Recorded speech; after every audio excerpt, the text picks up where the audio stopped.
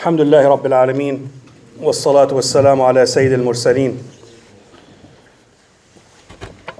In the same vein of getting closer to the Quran in the month of Quran, I want to pick a couple of topics today that inshallah will get us a little bit closer to that Quran. Allah subhanahu wa ta'ala says in Surah Muhammad chapter 47 and verse 24, أَفَلَا يَتَدَبَّرُونَ الْقُرْآنَ أَمْ عَلَى قُلُوبٍ أَقْفَالُهَا. Then do they not reflect upon the Quran, or are there locks upon their hearts? Failing to understand the Quran, I know we all read it. You know, every letter gives you 10 hasanat. These are just to get you to read it. The fruit behind, the bounty behind the Quran is when you understand it and implement it. So failing to understand the role of Quran in our life, it limits its benefit. Yes, you'll get, reward for reading it, but it doesn't go beyond that. There's more benefit to be had as you get deeper and deeper into the Quran. For many Muslims, the Quran's role is a source of blessing. You may put an ayah on the wall. The Quran sits in a nice place in the living room. You put it in your car. They're nice, but it really doesn't. لا تقدم ولا تؤخر. The value of the Quran is not in displaying it, is in reading it, comprehending it, and implementing it. Now we read, the Quran in Ramadan, and it's our chance to get into a little deeper level of understanding in the Quran. Now, the Quran is a book of solutions. You have problems in this life, you're going to find the solution in the Quran. The solution to spiritual problems, to envy, to anger, to all of these, spiritual diseases, you'll find the cure in the Quran. You want happiness in this life, you're going to find it in the Quran. You have to dig for it. So a couple of problems that we have, many of us have when dealing with the Quran. One of them is having a shallow understanding.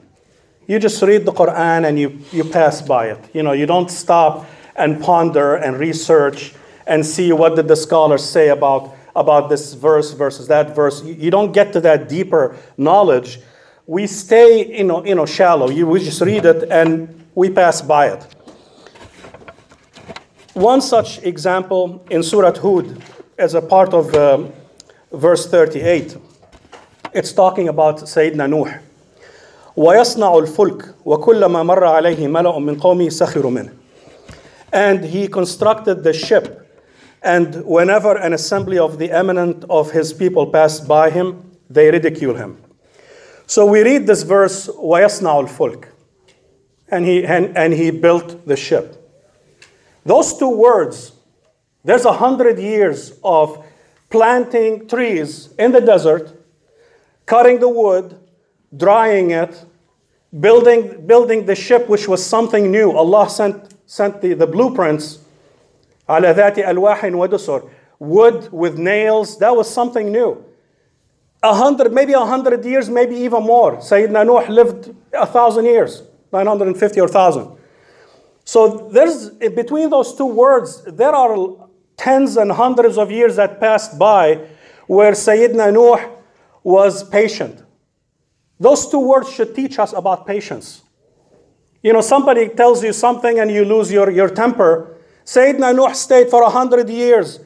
What, are you crazy? Every time his people will come, the non-believers, what, are you crazy building a ship in the middle of the desert? Look at what's wrong with this guy. And 100 years of ridicule and laughing, and he is steadfast on the orders of Allah. And his confidence in Allah is unshaken. That's just the two words, وَيَصْنَعُ الْفُلْكَ. There's more to it. If you start studying the verses and digging deeper into it, you get so much more meaning out of them. Now, the followers that were with him, the best estimates put him at 80 people. 950 years, 80 people believed in him. Now, what kind of belief, what kind of faith did these 80 people say? They have. Because they're sitting with him and they're getting the ridicule too, but they're steadfast. And Allah gave Sayyidina Nuh a sign. When the punishment is come, when the flood is going to come, water is going to bubble out of your stove, out of the ground. That was a sign. And that sign actually bonded the believers together, because every day they would go to Sayyidina Nuh. Any trace, any leaks, any water bubbling, it kept them in a close knit, in a close communication with each other, for that long period of time until finally the flood came. So Allah Tabaraka wa Ta'ala is not going to give you a lot of details in the Quran. He's going to give you headlines. He's going to give you things to ponder, things to research, things to go back to the scholars and hadith, to the hadith, and see how can we complete that picture? Because the picture is never complete. He wants you to work. He doesn't want to hand you everything if things are handed to you on a silver platter, it doesn't benefit you. When you go dig for it, that's when you learn it. So Allah Ta'ala in the Quran is not going to mention a lot of details. He only gives you what's important to get the point across. And it's our job to study that Quran, to study the Sunnah, and complete that picture. So that's one. Another example of just passing by it is like when you read the Quran, it says, وَجَعَلَ لَكُمُ الْأَرْضَ مَهْدًا. And He made the earth for you, like a mahd is like cradle, or it has so many meanings, that word mahdan. It has so many meanings that this earth, first of all, it's stable. It's full of goodness. You have animals, you have plants. Everything is prepared for you. Do you feel Allah's love when you say, وَجَعَلَ لَكُمُ الْأَرْضَ مَهْدًا? And mahd, if you think about it, it's a cradle when you think of babies. When you have a baby, what type of care do you put in selecting this cradle, in preparing it, in getting the room ready for the baby? It's the amount of love and an amount of effort that goes in to prepare that cradle for the newborn that's coming. The fathers here will appreciate that. Do you get that feel of Allah's love? That He prepared this earth for us with everything that we need is on it. Do you feel Allah's love when you would go around and enjoy everything that's in this life? So, and just one word, جَعَلَ لَكُمُ الْأَرْضَ مَهْدًا. That's the meanings that we get when we start thinking about those verses and going back to the scholars and say, what more can we dig out of that verse? The second problem that we have with the Quran is we misuse the verses. We take it out of its context. Sometimes we read a verse and we take it in a totally different direction that Allah did not intend. One of those verses, kill the infidels. That we all kind of, when the non-believers come in, it's like, well, you want to kill all the infidels, and your Quran says you go and kill everyone and you have to force everyone to become believers. Like, where are you getting this from? If somebody comes into you and say, well, your Quran says go kill all the infidels, how do you respond to it? They just took one verse, took it out of its context, and ran with it. وَاقْتُلُوهُمْ حَيْثُ ثَقِفْتُمُوهُمْ in Surah Al-Baqarah in verse 191, in the beginning of that verse, it says, and kill them wherever you overtake them. Now some, may consider that verse as an approval to kill all the infidels. But the way we deal with the Quran, when there is a complex subject in the Quran, you have to take all of the verses that deal with that subject, put them all together, and consider them all as one unit to understand the topic. You cannot just take a part of a verse or two verses and make a decision. You have to take it as a group. Two verses later after this verse, Allah says in verse 194, فَمَنِ اعْتَدَى عَلَيْكُمْ فَاعْتَدُوا عَلَيْهِ بِمِثْلِ مَا اعْتَدَى عَلَيْكُمْ. That's part of the verse. So whoever has assaulted you, then assault him in the same way that he has assaulted you. فَاعْتَدُوا عَلَيْهِ. him, the one who assaulted you, that's the only person that you can take revenge on. Not his family, not his country, not, somebody slapped you, you go burn his house and kill his family. No. فَاعْتَدُوا عَلَيْهِ, only the person who attacked you, بِمِثْلِ مَا اعْتَدَى عَلَيْكُمْ, in the same way that they attacked you. You don't have a license to, they shot at me with a gun, I'm going to nuke their.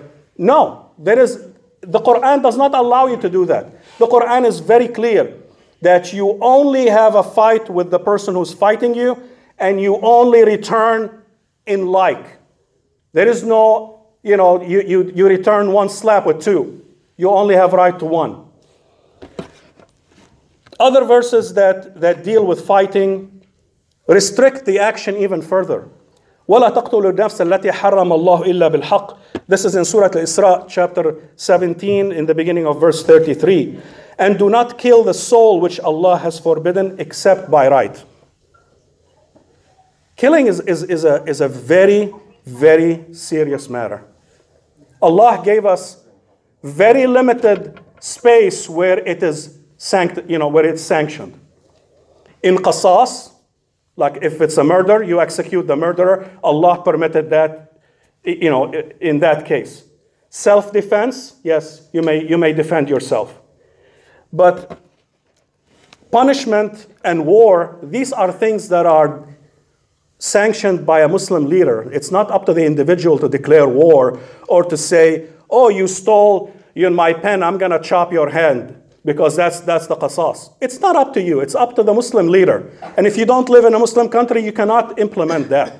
So it's very restrictive as to when and where and how you can kill a soul.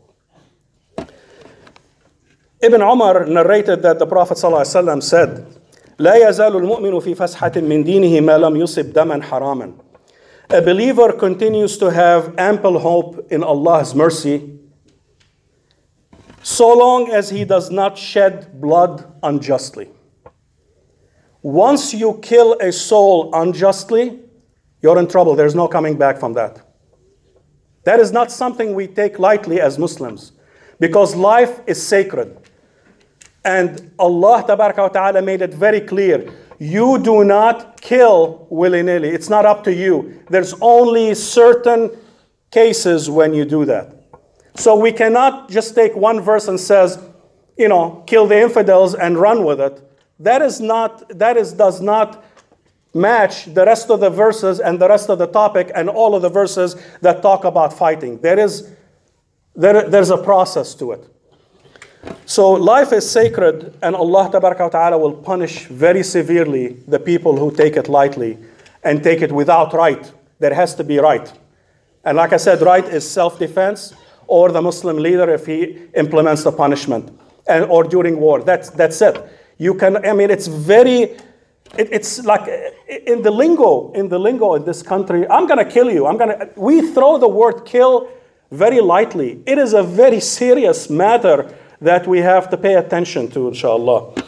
So we should, the lesson that I want to say is we should not just take one verse or take it out of its context or make a decision based on one verse. You have to gather all of the verses, and that's what the scholars do. They gather all the verses, all the authentic hadith that deal with that subject, and then they render a decision. Walhamdulillah Rabbil Alameen.